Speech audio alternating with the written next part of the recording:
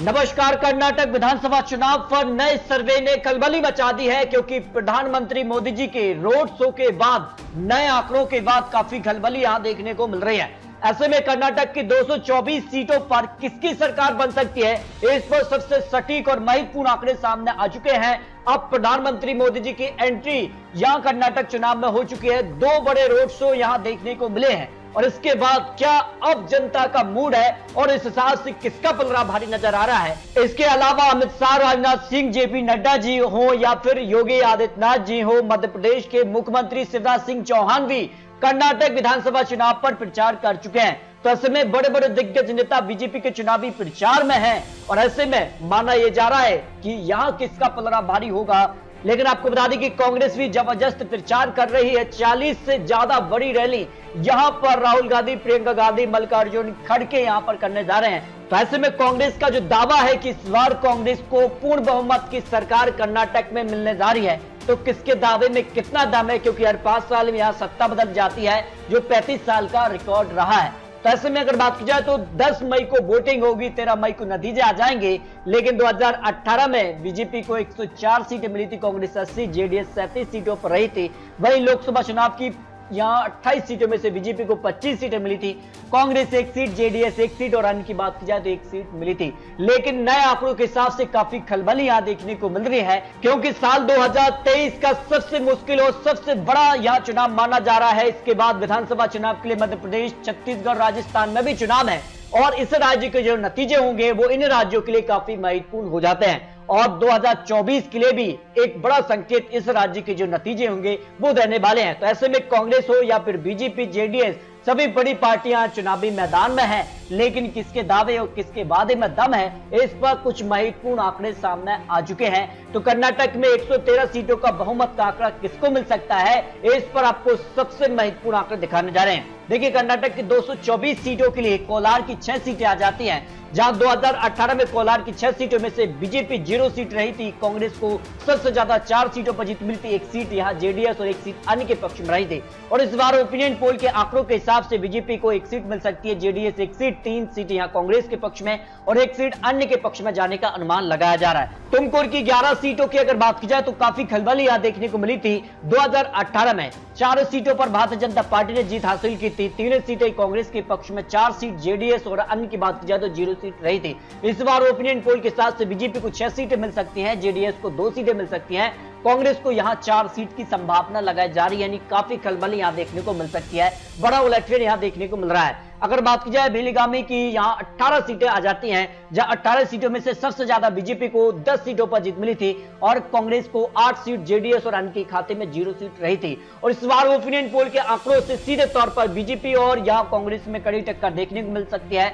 9 सीटों पर यहां पर आंकड़ा बराबर के दिखाई दे रही है, कांटे की टक्कर यहां देखने को मिल सकती है। 1 या 2 सीटों पर यहां पर माना जा रहा है कि यहां पर किसका पलड़ा भारी होगा, यह काफी महत्वपूर्ण हो जाता है। इसके अलावा बात की जाए तो यहां पर चित्रदुर्गा की 6 सीटों में से यहां पर जो है 5 सीटों पर भारतीय जनता पार्टी को 2018 में जीत मिली थी, 1 सीट यहां कांग्रेस के पक्ष में रही थी, जेडीएस और अन्य की बात की जाए तो 0 सीट रही थी। इस बार ओपिनियन पोल के हिसाब से बीजेपी को यहां पर 4 सीट से ज्यादा सीटें मिल सकती है, जेडीएस 0 सीट, कांग्रेस को 2 सीटें मिल सकती है, यानी कांग्रेस को 1 सीट का फायदा हो सकता है, इनकी बात की जाए तो 0 सीट रह सकती है। आम आदमी पार्टी भी इस बार चुनावी मैदान में है, लेकिन इतना फायदा आम आदमी पार्टी को मिलता नजर नहीं आ रहा। सीधे तौर पर बीजेपी कांग्रेस में कड़ी टक्कर देखने को मिल सकती है, जो अनुमान यहां लगाया जा रहा है। दावनगढ़ की अगर बात की जाए तो 8 सीटें आ जाती हैं और 8 सीटों की अगर बात की जाए 2018 में जहां बीजेपी को सबसे ज्यादा 6 सीटें मिली थी, 2 सीटों पर कांग्रेस को जीत मिली थी। इस बार ओपिनियन पोल के आंकड़े भी इसी आंकड़े को दोहरा सकते हैं, 1 या 2 सीटों पर यहां पर बड़ा उलटफेर देखने को मिल सकता है। लेकिन बीजेपी करीब 6 सीट, कांग्रेस 2 सीट, लेकिन 1 या 2 सीटों पर यहां पर कड़ी टक्कर देखने को मिल सकती है। भाई हावेरी की 6 सीटों की बात की जाए तो यहां पर 2018 में बीजेपी को 4 सीट मिली थी, कांग्रेस को 1 सीट और 1 सीट अन्य के पक्ष में रही थी। लेकिन इस बार ओपिनियन पोल के हिसाब से यहां पर बीजेपी को करीब 4 सीट मिल सकती है, 1 सीट जेडीएस को फायदा हो सकता है, 1 सीट कांग्रेस और अन्य के खाते में 0 सीट जा सकती है। यानी हावेरी में भी कहीं ना कहीं कड़ी टक्कर यहां देखने को मिल रही है। अगर बात की जाए यहाँ पर बागलकोट की 7 सीटों में से 7 सीटों के लिए 2018 में जहां बीजेपी को 5 सीटों पर जीत मिली थी, 2 सीटों पर कांग्रेस, जेडीएस और अन्य की बात की जाए तो 0 सीट रही थी। इस बार ओपिनियन पोल के हिसाब से बीजेपी को यहाँ 4 सीटें मिल सकती हैं, जेडीएस को 1 सीट पर फायदा हो सकता है, कांग्रेस को 2 सीट और अन्य की बात की जाए तो 0 सीट यहाँ पर जाने की संभावना ओपिनियन पोल के हिसाब से यहाँ दिखाई दे रही है। यानी कर्नाटक बेहद ही कड़ा मुकाबला यहाँ देखने को मिल रहा है, कड़ी टक्कर कई सीटों पर देखने को मिल सकती है। भाई अगर बात कीजिए कर्नाटक मध्य की 8 सीटों के लिए तो बीजेपी को यहाँ 2 सीटें मिल सकती हैं, जेडीएस को 1 सीट और कांग्रेस को 4 सीट, अन्य की बात की जाए तो 0 सीट से 1 सीट मिलने की संभावना ओपिनियन पोल के हिसाब से लगाई जा रही है। इसके अलावा अगर कर्नाटक की बात की जाए तो रायचूरू की 7 सीटों में से यहां बीजेपी को 2018 में 2 सीटें मिली थी, लेकिन यहां पर कांग्रेस को 3 सीटें, जेडीएस को 2 सीटें और अन्य की बात की जाए तो 0 सीट रही थी। इस बार ओपिनियन पोल के हिसाब से यहां पर रायचूरू की यहां पर 7 सीटों का जो ओपिनियन पोल है इसमें बीजेपी को 2 सीटें मिल सकती है, 1 सीट जेडीएस के पक्ष में जा सकती है, कांग्रेस यहां सबसे बड़ी पार्टी बन सकती है, 4 सीटें कांग्रेस के पक्ष में जा सकती है, यानी कि बात की जाए तो 0 सीट रह सकती है। यानी यहां पर भी कड़ी टक्कर यहां देखने को मिल सकती है, कई सीटों पर बड़ा उलटफेर भी देखने को मिल सकता है। अगर बात की जाए बेंगलुरु अर्बन की 28 सीटें आ जाती हैं और निर्णायक होता है कर्नाटक के लिए जो अर्बन यहां पर एरिया है, इसमें किसका पलड़ा भारी नजर आता है। देखिए 2018 में 28 सीटों में से कांग्रेस सबसे बड़ी पार्टी बनी थी, 15 सीटों पर कांग्रेस को जीत मिली थी और यहां बीजेपी को 11 सीटें मिली थी, जेडीएस को 2 सीट और अन्य का खाता नहीं खुला था। इस हिसाब से इस बार ओपिनियन पोल के हिसाब से बीजेपी को करीब 10 सीटें मिल सकती हैं, जेडीएस को यहां 1 सीट, कांग्रेस को 16 सीटें मिल सकती है, यानी कि बात की जाए तो 1 सीट जा सकती है। इस तरह से अगर बात की जाए तो बेंगलोर अर्बन की 28 सीटों में से कांग्रेस सबसे बड़ी पार्टी एक बार फिर से बन सकती है, लेकिन कई सीटों पर कड़ा मुकाबला देखने को मिल सकता है। उसके बाद यहां पर बात की जाए तो कुछ सीटें यहां पर बढ़ भी सकती है बीजेपी की, कांग्रेस की सीटें घट भी सकती हैं, जो अनुमान यहां लगाया जा रहा है। इसके अलावा अगर बात की जाए विदरी की अगर 6 सीटों की बात की जाए तो 1 सीट बीजेपी के पक्ष में रही थी 2018 में, कांग्रेस को जहां 4 सीटें 1 सीट जेडीएस के पक्ष में रही थी। इस बार ओपिनियन पोल के हिसाब से बीजेपी को 2 सीटों का फायदा मिल सकता है, 0 से 3 सीट बीजेपी के पक्ष में जा सकती है, जेडीएस को 1 सीट, कांग्रेस को 0 से 2 सीट और अन्य की बात की जाए तो 0 सीट मिल सकती है।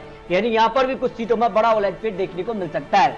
उत्तर कन्नड़ की 6 सीटों की बात की जाए तो यहां पर 6 सीटों में से भारतीय जनता पार्टी को 4 सीटों पर जीत मिली थी, 2 सीटें 2018 में यहां कांग्रेस के पक्ष में रही थी, जेडीएस और अन्य के खाते में 0 सीट रही थी। इस बार ओपिनियन पोल के हिसाब से भी यहां पर बीजेपी कांग्रेस में कड़ी टक्कर देखने को मिल सकती है, लेकिन बीजेपी को 4 सीट, कांग्रेस को 2 सीटों पर जीत की संभावना कर्नाटक ओपिनियन पोल के हिसाब से लगाई जा रही है। इसके अलावा अगर बात की जाए तो कर्नाटक के लिए उत्तर जो कर्नाटक एरिया है उसमें 8 सीटें आती हैं और यहां पर बीजेपी को 2 सीटें मिल सकती हैं, जेडीएस को 1 सीट, कांग्रेस को 3 और अन्य की बात की जाए तो अन्य के खाते में 2 सीटों पर जीत की संभावना लगाई जा रही है। चिकबंगलुरपुरा की अगर बात की जाए 5 सीटें आती हैं और जहां 2018 में बीजेपी को 0 सीट रही थी, कांग्रेस ने 4 सीट, 1 सीट जेडीएस के पक्ष में रही थी। इस बार ओपिनियन पोल के हिसाब से बीजेपी के पक्ष में 1 सीट जा सकती है, 1 सीट जेडीएस और कांग्रेस को यहां 3 सीटों पर जीत की संभावना लगाई जा रही है और अन्य के पक्ष में 0 सीट जा सकती है। इसके अलावा बात की जाए तो कर्नाटक के लिए बेलारी की 9 सीटों पर 2018 में जहां बीजेपी को 3 सीटें मिली थी, कांग्रेस सबसे बड़ी पार्टी बनी थी, 6 सीटें मिली थी और यहां जेडीएस को 0 सीट और अन्य की बात की जाए तो 0 सीट रही थी। इस बार ओपिनियन पोल के हिसाब से बीजेपी को 3 सीटें मिल सकती हैं, जेडीएस को यहां 2 सीटें मिल सकती है, कांग्रेस 4 सीट और अन्य की बात की जाए तो 0 सीट पर जीत की संभावना यहां लगाई जा रही है। अगर बात की जाए यहां पर मांड्या की 7 सीटों में से बीजेपी को यहां पर 3 सीटें मिल सकती हैं, जेडीएस को 1 सीट और कांग्रेस को 3 सीटों पर जीत की संभावना लगाई जा रही है, अन्य की बात की जाए तो 0 सीट मिल सकती है। इस तरह से अगर बात की जाए तो काफी बड़ा उलटफेर यहां देखने को मिल सकता है। अगर बात की जाए ताड़माड़ की 7 सीटों में से यहां पर 2018 में बीजेपी को 5 सीटों पर जीत मिली थी, कांग्रेस को 2 सीटों पर जीत मिली थी और यहां पर इस बार ओपिनियन पोल के हिसाब से बीजेपी को 4 सीट मिल सकती हैं, जेडीएस को यहां पर 1 सीट मिल सकती है, कांग्रेस को 2 सीटों पर जीत की संभावना यहां लगाई जा रही है। इसके अलावा अगर बात की जाए तो असम की 7 सीटें आती हैं। असम की अगर बात की जाए 2018 में सबसे ज्यादा जेडीएस को 6 सीटों पर जीत मिली थी, कांग्रेस को 0 सीट रही थी, 1 सीट पर बीजेपी को जीत मिली थी। लेकिन इस बार अगर बात की जाए ओपिनियन पोल के हिसाब से बीजेपी और जेडीएस में यहां कड़ी टक्कर देखने को मिल सकती है। बीजेपी को यहां पर 3 सीट, जेडीएस 1 सीट कांग्रेस के पक्ष में जा सकती है, यानी यहां पर त्रिकोणीय मुकाबला देखने को मिल सकता है। इसके अलावा अगर बात की जाए तो कालाबुर्गी की 9 सीटों में से बीजेपी को 2018 में 4 सीटों पर जीत मिली थी, कांग्रेस को 5 सीटों पर जीत मिली थी।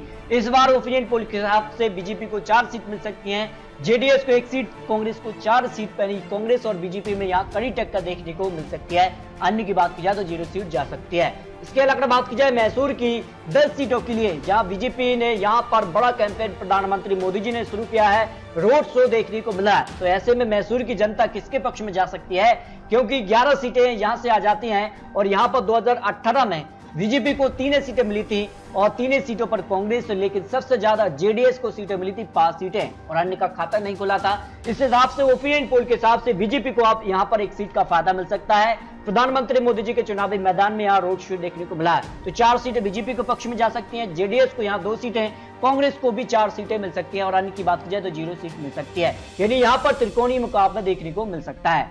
बीजापुर की अगर बात की जाए तो यहाँ पर 8 सीटें आ जाती हैं और यहाँ पर बात की जाए 2018 में 3 सीटों पर बीजेपी को जीत मिली थी, 3 सीटें कांग्रेस के पक्ष में रही थी, 2 सीटें जेडीएस के पक्ष में रही थी। इस बार ओपिनियन पोल के हिसाब से बीजेपी को 4 सीटें मिल सकती हैं, जेडीएस को 1 सीट और 3 सीटों पर कांग्रेस को जीत की संभावना लगाई जा रही है। अन्य की बात की जाए तो 0 सीट रह सकती है। इस तरह से अगर बात की जाए तो बीजापुर काफी महत्वपूर्ण हो जाता है विधानसभा चुनाव के लिए। अगर बात की जाए समाऊंगा की 7 सीटों में से यहाँ पर 2018 में बीजेपी को 6 सीटें मिली थी, 1 सीट कांग्रेस के पक्ष में रही थी, जेडीएस और अन्य की बात की जाए तो 0 सीट रही थी। इस बार ओपिनियन पोल के हिसाब से बीजेपी को 5 सीटें मिल सकती हैं, जेडीएस को 0 सीट, कांग्रेस को 1 सीट का फायदा हो सकता है, 2 सीटें कांग्रेस के पक्ष में जा सकती हैं, जो यहाँ पर अनुमान यहाँ पर समाऊंगा को लेकर लगाया जा रहा है। इसके अलावा बात की जाए तो उत्तर प्रदेश के लिए दक्षिण कनाडा की जो 8 सीटें आ जाती हैं 2018 में, जहां बीजेपी को 7 सीटों पर जीत मिली थी, 1 सीट कांग्रेस के पक्ष में रही थी। इस बार ओपिनियन पोल के हिसाब से बीजेपी को 6 सीटें जा सकती हैं और जेडीएस को 0 सीट और कांग्रेस को 2 सीट पर जीत की संभावना लगाई जा रही है, यानी कि खाते में 0 सीट रह सकती है। इस तरह से अगर बात की जाए तो यहाँ पर बीजेपी सबसे बड़ी पार्टी फिर से बन सकती है। तो कर्नाटक की सभी 224 सीटों के लिए जो सभी जिलों के आंकड़े हैं, उसके बाद अगर बात की जाए 224 सीटों के लिए जो अनुमान यहाँ पर लगाया जा रहा है, क्योंकि काफी कुछ अब बदलाव देखने को मिल रहा है। पहले जो ओपिनियन पोल सामने आ रहा था उसमें काफी खलबली देखने को मिली है, लेकिन अब यहाँ पर जो है काफी हलचल हुई है। उसी बीच के आंकड़ों के हिसाब से बीजेपी का आंकड़ा बढ़ता नजर आ रहा है। 100 से 110 सीट तक बीजेपी पहुंच रही है, जबकि कांग्रेस 90 से 110 सीट तक पहुंच सकती है, जेडीएस 30 और अन्य की बात की जाए तो 0 से 2 सीटें मिल सकती हैं।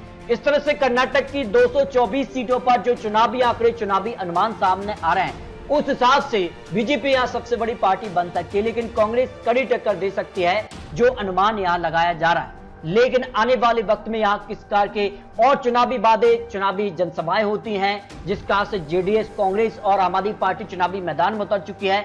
प्रधानमंत्री मोदी जी अब कर्नाटक चुनावी मैदान में उतर चुके हैं, तो उसके बाद किस प्रकार का चुनावी प्रचार होता है, क्योंकि टिकट बंटवारे में भी काफी हलचल हुई है, कई बड़े दिग्गज नेताओं का दल बदल भी हुआ है, उसके बाद काफी हलचल हुई है। तो ऐसे में कुछ चुनावी आंकड़े में भी काफी बदलाव देखने को मिल रहा है। इस हिसाब से आपको क्या लगता है, कर्नाटक चुनाव में क्या बीजेपी का कमल बरकरार रहेगा या कांग्रेस की वापसी हो सकती है, जेडीएस का किंगमेकर की भूमिका में आएगी, ये महत्वपूर्ण हो जाता है। आपको बता दें ये चुनावी आंकड़े, चुनावी अनुमान है।